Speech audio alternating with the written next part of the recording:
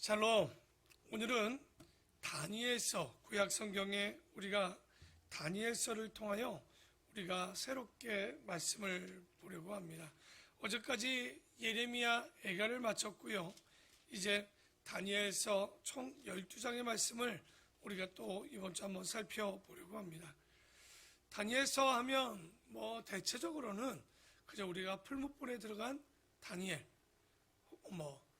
풀무불에 들어간 다니엘의 세 친구, 그리고 사자굴에 들어간 다니엘의 이야기 정도로 우리가 대부분 다니엘을 알고 있지만, 성경을 좀 보게 되면 다니엘서 안에서 종말론을 또 얘기하는 분들이 있습니다. 그러나 다니엘서는요, 종말론이 아닙니다. 다니엘은 역사와 적은 계시를 통해서 그 내용들을 얘기하고 있는 것을 알 수 있는데, 다만 이 다니엘서를 가지고 종말론의 어떤 기초를 쌓아간다, 그러면 조금 이것은 거의 잘못됐다라고 이야기하시면 될 것 같습니다. 왜냐하면 다니엘서는 종말론을 이야기한 책이 전혀 아니합니다. 그 다니엘서의 목적은 유대인들이 하나님 안에 올바로 살지 못했기 때문에 그 바벨론 70년을 통해서 특수교육, 다시 말해 무엇을 배웠는지, 무엇을 깨달았는지, 그리고 그 후에 어떤 점이 달라졌는지를 다니엘서를 통해서 깨닫게 해주고 있습니다. 그래서 우리가 이걸 종말론이다, 한두 구절을 가지고 어떤 숫자를 가지고 이 세대주의적 종말론을 이야기하는 신학자들이 있는데요. 이건 굉장히 잘못된 거고요. 오히려 요한 계시록을 좀 살펴보면 이 다니엘서를 통해서 종말론적인 틀을 만든다는 것이 얼마나 어이없고 잘못된 일인지, 그리고 일고의 가치가 없는 이야기인지를 우리가 알게 됩니다. 그래서 세대주의적 종말론주의자들이 다 잘못된 것은 절대 아닙니다. 아마 나름대로 신앙적이고 보수적인 면들도 있지만, 다만 세대주의적 종말론을 가지고 그것이 옳다라고만 주장한다면 그건 굉장히 잘못된 신학이요, 잘못된 종말론이다. 그 세대주의적 종말론이 뭐냐? 우리가 잘 아는 한 가지만 얘기한다면 71회에 대한 이런 해석의 틀을, 종말론을 가지고 이야기를 하는데, 그런 틀들은 거의가 잘못됐다라고 볼 수 있겠습니다. 오늘은요, 다니엘서 1장, 2장의 내용을 12장까지의 내용을 보지 않고요, 다니엘의 구조와 다니엘서에 나오는 내용을 한번 살펴보려고 합니다. 다니엘은 총 12장으로 이루어져 있죠. 그런데 이 안에 일어나는 일련의 사건들은요, 일고의 가치가 다른 얘기를 할 게 없습니다. 이 안에 역사를 이야기하고 있고요. 그리고 그 안에 분명한 계시, 그리고 지금은 이루어진 역사가 된 이야기를 하고 있습니다. 그렇게 보면 우리가 너무나도 그 내용이 분명하기 때문에 재론의 여지가 없고요. 누구나 이 다니엘서를 읽으면 그렇구나 라고 알 수 있는 내용입니다. 그러면 다니엘서의 구조를 한번 살펴보는데, 여기에는 두 가지 교훈을 얘기합니다. 너무나도 감사한 건요, 딱 쉽게 나눠져 있습니다. 1장에서 6장은 역사를 통해서 주는 교훈, 7장부터 12장은 계시로 통해서 오는 교훈. 그러니까 역사와 교훈, 계시와 교훈을 이야기를 하고 있는데요. 그러면 1부 역사와 교훈은 1장에서 6장, 2부 7장에서 12장은 계시와 교훈을 이야기하고 있습니다. 그러면 제1부가 되는 역사와 교훈은 뭘 얘기하고 있냐면, 그 두 시대를 좀 알아야 되겠죠. 여러분, 이스라엘이 어느 나라에게, 남유다가 망하게 됩니까? 그렇죠. 근데 우리가 정확히 얘기하려면 바벨론이 맞지는 않고요, 신바벨론입니다. 그러니까 왜냐하면 한 번의 바벨론은 역사에 어두워지고요, 다시 한번 신바벨로니아가 일어나는데, 여기에 일어나는 나라는 신바벨로니아, 그러니까 역사와 교훈이라고 그랬죠. 그러면 그게 1장부터 6장까지인데 이 신바벨로니아에 대한 이야기는 1장부터 5장입니다. 그리고 신바벨로니아 다음에 어떤 나라가 있습니까? 그렇죠. 메데 바사. 우리가 메데 페르시아라고 우리가 알고 있는 이 나라가 그 역사에 대한 교훈은 6장의 이야기를 하고 있어요. 그러니까 1장은 크게 두 가지로 신바벨로니아와의 역사, 그리고 페르시아, 메데 바사에 대한 역사 1장부터 5장 그리고 6장으로 나눠져 있고요. 그리고 두 번째 계시와 교훈에 대한 내용도 굉장히 간단합니다. 우리가 두 가지로 좀 전에 나눴던 두 나라에 대한 계시가 똑같이 나와요. 7장에서 8장은 신 바벨로니아에 대한 계시와 교훈이 나오고요. 그리고 8장부터 12장까지는 9장부터 12장이죠. 9장부터 12장은 메데 페르시아에 대한 그 나라에 대한 계시와 교훈에 대한 내용이 나옵니다. 어려운 게 없죠. 정확히 12장을 둘로 나눴고 그 둘로 나눈 내용을 또 신바벨로니아와 그리고 메데 페르시아에 대한 역사와 계시에 대한 내용들로 우리가 나눌 수 있게 됩니다. 자, 우리가 또 하나만 이야기하고 오늘은 짧게 마무리를 하려고 하는데요. 그러면 신바벨론에 끌려간 유다가 분명히 그 가운데서 특수 교육을 받고 훈련을 받았고 깨달았던 내용들이 무엇인가? 우리가 12가지 정도로만 나눠보고 오늘의 말씀을 마무리하려고 합니다. 그러면 다니엘과 유대 백성들이 바벨론에 가서 깨달은 게 뭐냐? 첫째, 우리가 딴 건 몰라도 다니엘서에서 딱 하나 기억하는 게 있죠. 그게 뭡니까?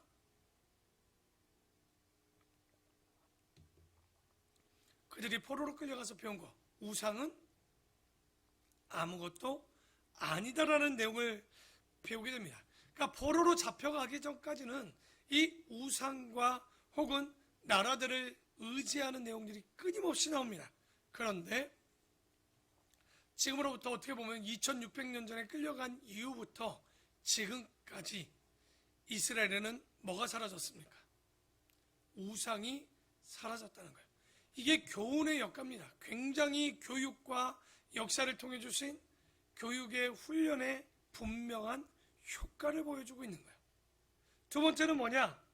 비슷한 내용이지만 이방의 모든 신들은 아무것도 아니라는 거예요. 그러니까 우상은 아무것도 아니다. 좀 세부적으로 얘기한다면 이방의 모든 신들은 아무것도 아니다. 이들이 그전까지 신들이라고 얘기하면 어떤 생각의 가치를 갖고 있었냐? 전쟁과 전쟁을 하면 누구의 전쟁이라고 얘기했죠? 신들의 전쟁. 다시 말해서 어떤 나라와 이스라엘이 싸워서 어떤 나라가 이겼어요. 그러면 하나님이 센 거예요? 그 나라의 신이 센 거예요? 그 나라의 신이 강하다라고 생각해서 있었던 거죠. 그런데 포로로 끌려간 이후부터는 어떻게 생각하느냐? 이제는 천지를 창조하시 아니하신 신이 아니다. 사람의 머리로 만들어낸 신이 아니다. 그리고 귀신이나 마귀는 참신이 아니다. 분명히 깨닫게 됩니다. 그래서 이런 걸 바벨론 끌려가기 전까지는 전혀 몰랐다는 거죠. 그런데 바벨론 끌려간 이후부터는 그들이 깨닫게 되는데 아마 그게 바벨론이나 메데 페르시아의 왕들의 고백을 듣고 그들이 그 땅에서 우상을 보고 난 이후에 깨달았던 것으로 보이는데, 그러면 이 다니엘서에서는 어떤 고백이 나오냐면 하나님은 상천 하늘과 땅 아래에 하나님이시라는 거예요. 유대는요 아마도 포로로 끌려가기 전까지는 이것에 대해서 전혀 깨닫지 못했습니다. 그런데 바벨론에 포로로 끌려갔는데 우리가 내일 보게 되겠지만 친구들이 신상에 절하지 않아서 풀무불에 끌려 들어가는 그런 일들을 통해서 느부갓네살의 고백이 뭡니까? 너희 친구 다니엘, 너희 친구들이 믿는 하나님이 진짜 하나님이라고 고백을 하는 거예요. 그러니까 그 시대 최고의 왕이, 권력자가 고백하니까 뭐 하게 되는 거예요? 유대와 이스라엘도 변하게 되는 거죠. 진짜인가? 하나님이 진짜 상천하지 하나님이신가? 이렇게 된 거죠. 그리고 또 하나 깨달았던 게 뭐냐면 이 시대에 어떤 나라가 가장 강력합니까? 바벨론이죠. 누가 가장 권력자입니까? 느부갓네살이었단 말이에요. 그런데 그들이 거기서 깨달았던 건 뭐냐면 이 우리가 믿는 하나님 여호와가 이 땅의 모든 인간 전체를 나라를 통치하고 계신다라는 것을 깨달았다는 거예요. 그러니까 다니엘과 사드락과 메삭과 아벳느고가 하나님의 지극하신 하나님을 찬양하자 보니까 뭐 하는 거예요? 인간 나라를 다 하나님께서 다스리고 계셨고 심지어 이 지금 가장 강력한 바벨론도 하나님께서 홀로 주재하신다는 사실을 깨달았던 거죠. 그리고 다섯 번째는 뭐냐? 끌려가 봤더니 자신들이 왜 끌려왔던 거예요? 자신들의 죄와 조상들의 죄악이 너무나도 크다는 사실을 깨달았습니다. 그 전까지는 여러분 기억나십니까? 하박국이나 그 전까지는 이스라엘 백성들이 하는 얘기가 뭡니까? 왜 저 악인 바벨론을 통해서 누구를? 의인 유다를 치시냐라고 불평했잖아요. 그런데 가보니까 뭐예요? 자신들은 죄인들이었다는 사실을, 조상들이나 자기들이 죄가 있어서 끌려갔다는 사실을 깨닫게 됩니다. 그리고 여섯 번째는 하나님이 거룩한 자는 반드시 구원하신다. 그래서 우리가 성경 사상 중에 뭐가 남아있어요? 남은 자. 우리가 아무리 다 망하는 것 같지만 하나님께서 뭐 하신다고 합니까? 의인은 구원해 주시고 숨겨 주신다는 것을, 그리고 자기들이 유대 포로로 끌려왔다는 것은 하나님께서 바벨론의 이 포악 가운데 믿는 자들을 어떻게 했다는 거예요? 숨겨 주셨다는 것을 깨닫고 하나님께서 반드시 구원한다는 것을 그들이 깨닫게 됩니다. 일곱 번째는 뭐냐면 하나님께서는요, 아무리 하나님이 사용해도 교만한 자는 물리친다는 얘기죠. 누구를 얘기하냐면 느부갓네살이 하나님 앞에 쓰임을 받았을 때는 하나님의 종, 기름 부음 받은 종이라고 그 뒤에 보면 고레스도 이야기하지만 자신들이 도구인 줄을 깨닫지 못하면 그 교만함은 물리치신다는 것. 아무리 강력한 그 시대의 최고의 왕일지라도 하나님이 그래서 가장 싫어하는 게 뭡니까? 교만과 거만과 태만과 자고함과 이런 모든 모습들을 너무나도 싫어하시는 것. 그리고 여덟 번째는 뭐냐면 이스라엘 역사는 이게 이제 뒤에 6, 7장 이후에 나오는 내용인데요. 이스라엘 역사는 앞으로도 강대국의 틈에 상당 기간 고난을 당할 것에 대한 이야기. 우리가 느부갓네살이 환상을 보면서 꿈을 보면서 보았던 게 뭡니까? 머리는 황금으로, 가슴은 은으로, 다리와 허벅지는 철로, 쇠로, 그 밑은 흙과 청동으로. 이게 뭐예요? 각 나라들을 얘기하고 있죠. 통치할 나라들. 그리고 150년 전쟁 등 이런 것들을 보면서 그 사이에 끼어있는 이스라엘이 고난을 받게 될 것을 깨닫게 하죠. 그러니까 예언이라고 항상 기쁜 얘기가 아니라 어려운 이야기를 하고 있는 거죠. 그리고 아홉 번째는 뭐냐면 그들이 최고로 귀한 것을 깨닫습니다. 성경 말씀이 얼마나 중요한지를 깨닫게 되는 거예요. 여러분 기억나십니까? BC 1446년에 모세가 부르심을 받고 그가 시내산에서 십계명과 성전에 어떻게 만들어지는 모든 내용들과 그리고 하나님의 백성이 구별되이 살아야 되는 것들을 다 말씀으로 받았지만 그들은 하나님의 율례와 규례만 쫓아도 그 말씀을 듣고 순종만 해도 복이었지만 그러지 않았다는 거예요. 혹시 그런 고민 해보셨습니까? 왜 내가 말씀을 믿고 사는데도 나에겐 세상에 있는 복들 같은 것들이 잘 오지 않았던 것들. 왜 그럴까요? 우리가 쉽게 복받지 못하는 이유 중에 하나는 뭐냐면 눈앞에 쉽게 나타나고 보여지지 않습니다. 내가 말씀을 66권 읽었다고 여러분의 삶이 정말 갑자기 풍족해지던가요? 혹은 물질적으로 좀 나아지던가요? 눈앞에 잘 보이지 않습니다. 하지만 결론은 뭐냐? 바벨론 포로로 끌려가니까 그들이 그제서야 깨닫는 거예요. 이 말씀이 눈앞에 쉽게 나타나지 않지만 분명히 자신들을 깨닫게 해주시는데, 그런데 그 전까지 뭐 했던 겁니까? 예사로 무시했다는 거예요. 그러니까 바벨론 포로 시대로부터 율법을 배우기 시작되고 깨닫기 시작했던 거예요. 이때 만들어진 게 뭡니까? 시나고게, 회당이 만들어진 거예요. 성전은 재건축되어지지 못했지만 그들이 바벨론 포로로 끌려가서 랍비들이 때마다 말씀을 전파하고 그들이 배우기 시작했다는 거죠. 그런데 바벨론 포로 이전까지는 그런 게 나타나지 않았던 거죠. 있어봐야 기억나십니까? 요시아가 성전에서 말씀을 발견한 이후에 그들이 그 말씀을 읽어주니 통곡하고 깨닫고 회개함이 나타났단 말이죠. 그때 개혁이 일어나고 산당을 폐기하고 우상들을 불태워버리는 일들이 있지 않았습니까? 정말 이런 작은 말씀을 읽어도 이런 변화가 일어났다는데, 그런데 성경 66권을 읽어도 변화가 없다? 이건 우리가 정말 다시 한번 생각해 봐야 되겠죠. 그래서 시편 47편 20절에 뭐라고 얘기합니까? 존귀하나 깨닫지 못하는 사람은 뭐와 같다라고 얘기합니까?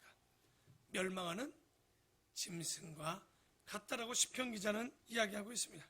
그래서 사람들이 성경 안에 있는 진리를 깨닫지 못하면 인간은요, 존재 가치조차도 없는 거예요.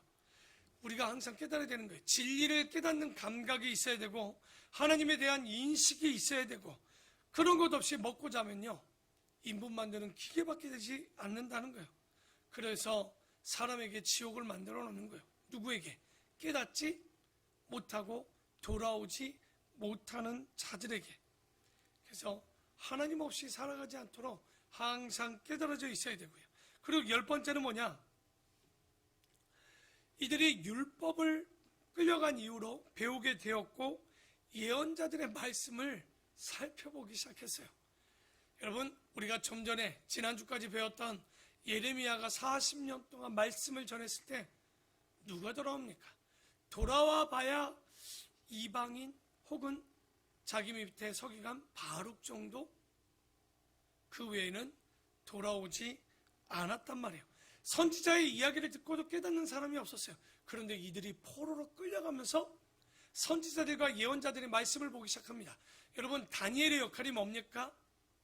여러분, 고레스가 왔을 때 다니엘의 역할은 선지서에 있었던, 예언서에 있었던 말씀을 보여주고 하나님의 말씀대로 70년 뒤에 돌아오게 할 것이라는 이야기를 그 왕들에게 이야기합니다. 그 말씀은 곧 무슨 얘기입니까? 다니엘 말고도 많은 사람들이 포로로 끌려가 난 이후에 뭘 보기 시작했다는 거예요. 예언자들의 말씀을 보았던 거죠. 그 중에 다니엘도 예레미야를 보았고 이사야서를 보면서 70년 만에 돌아온다는 거. 그러니까 예레미야 25장에 있는 70년 만에 돌아온다는 이야기를 보지 않고서는 다니엘이 이야기할 수 없었던 이야기를 다니엘이 예언을 받았던 것이 아니라 말씀을 통해서 고레스에게 얘기해 줬다는 거예요. 곧 그 얘기는 포로로 끌려가서 선지자들의 이야기들을 보고 뒤돌아보기 시작했다는 거죠. 그리고 11번째는 뭐냐면 그들이 포로로 끌려가고 나서 어떤 일들을 하냐? 시가서와 지혜 문서들을 편집하고 수집하고 사본을 만들고 해석하기 시작합니다. 여러분, 시편이 몇 권으로 나눠져 있습니까? 총 5권으로 나눠져 있는데 이 5권이라는 얘기는 뭐예요? 1차 수집, 2차 수집 몇 차까지 있었다는 얘기입니까? 5차까지 수집이 있었는데 그게 대부분 어디서 있었냐? 바벨론 포로로 끌려가서 기록되어지고 모아졌다는 거예요. 욥기서도 그때 편집되어지고 쓰여졌다라고 보여주는 거죠. 그래서 바벨론 포로 시대 때 시가서나 지혜문서가 이때 다시 발견하고 수집해 되었다는 거. 그리고 마지막에 뭐냐면 바벨론 포로 기간이 지난 후로부터는 우상 숭배는 영원히 하지 않게 되었다는 거. 이렇게 12가지를 이야기하는데요. 바로 이 포로 귀환 이후에 문제는 근데 하나가 또 배경이 12번째 이야기됩니다. 잘 보십시오. 우상은 섬기지 않았는데 뭐가 문제가 됐을까요? 형식주의에 빠진 거예요. 그러니까 말씀을 믿고 율법을 지키는 건 좋았는데 이들이 그 말씀의 본질을 보지 못하고 형식주의에 빠지게 되는 문제들로 흘러가게 됩니다. 여기까지의 이야기가 다니엘서에 나오는 12가지의 핵심의 이야기입니다. 그런데 우리가 그 다니엘서를 보면서 꼭 잊지 말아야 되는 거 하나만 이야기하고 마무리합니다. 말씀이 들어가면 변하게 돼 있다는 거예요. 말씀을 배우고 깨닫게 되면 삶이 달라진다는 거예요. 우리의 가치가 변화될 수밖에 없다는 거예요. 유대가 뭐가 특별했습니까? 포로로 끌려가서 그들이 뭘 특별하게 배웠겠습니까? 그게 아니라 끌려가니 지금까지 그들에게 비춰줬던 하나님의 말씀이 깨달아졌을 것이고 또 그러니 말씀을 찾아봤을 것이고 그러니 배우고자 열정이 생겼을 것이고 배우다 보니 그들의 삶이 풍족해졌다는 얘기예요. 그리고 분별하게 되었다는 얘기죠. 그래서 우상은 아무것도 아니고 진정 그들이 따라야 되는 건 상천하지의 하나님. 우리 세상을 정말 주님의 섭리 가운데 돌아가고 있다는 사실을 깨닫게 되었고 그리고 최종은 뭘 깨닫습니까? 말씀을 비춰보니 자신들이 죄인이었음을 깨닫는. 그러니 누가 꼭 필요했던 거예요? 그들에게. 그 죄의 문제를 해결하시는 하나님이 꼭 필요했다는 사실을 잊지 마시고 오늘 우리가 다니엘서를 통해서 거기서 이적과 표적이 일어나서 우리도 믿음으로 들어가면 풀무불에서도 건져주셔 사자굴에서도 건져주셔서 이게 틀린 말이 아니라 하지만 이 다니엘서가 쓰여진 원래 목적을 알고 그런 것들을 좀 보자는 얘기죠. 믿음 중요합니다. 하지만 그들에게 주었던 건 우상이 아무것도 아닌 것을 분명히 보여줬고 그곳에 말씀이 얼마나 소중한지를 분명히 보여주었다는 사실을 잊지 마시고 오늘도 우리가 이 새벽 말씀을 깨닫고 볼 때마다 우리의 삶이 비춰지고 분별되어지고 말씀을 통해서 회복되어 주시고 죄 있는 자들은 회개하게 되고 하나님을 알지 못하는 자들은 정말 이 하나님이 상천하지의 하나님임을 깨닫고 나아가는 우리 귀한 성도들 되기를 축원합니다.